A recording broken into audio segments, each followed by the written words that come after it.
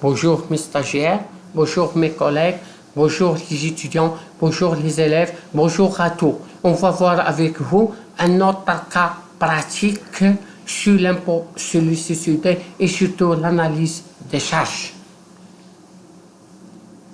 On va lire l'exercice pour l'expliquer.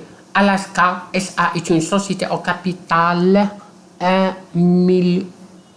10 millions de dirhams totalement libérés. Ça veut dire les intérêts du compte courant, il faut faire le calcul.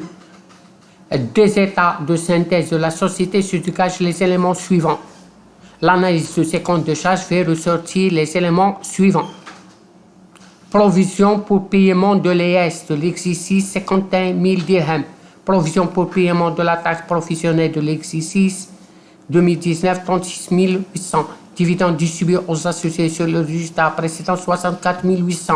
Le devance de lycée concernant les minibus utilisés pour le transport collectif des employés 9 420 dirhams dont 1570 de TVA. Le remplacement des moteurs d'une camionnette acquise en mars 2013, coût total de remplacement 28 000 dirhams. L'entreprise a amorti son matériel au taux de 20%.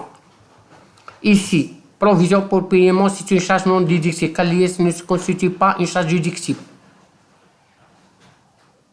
L'IS ne constitue pas une charge déductible. Ça veut dire la provision de là n'est pas déductible. Ça veut dire on va réintégrer 51 000. Par contre, la taxe professionnelle est une charge déductible. La provision pour paiement de la taxe provision, c'est une charge déductible. Rien à signaler.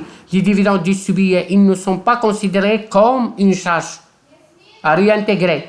Redevance de l'ISIC, il porte sur un véhicule utilitaire. La TVA est récupérable à réintégrer. À réintégrer. Seulement la TVA. Le remplacement d'un moteur, ce remplacement suscite d'augmenter la durée de vie, son coût doit être inscrit à l'actif, à réintégrer. Mais il faut déduire la TVA. Il faut déduire l'amortissement. L'amortissement à quoi est égal 28 000 multiplié par 20%, car le taux d'amortissement est 20%. Ça veut dire 50 à déduire. À déduire.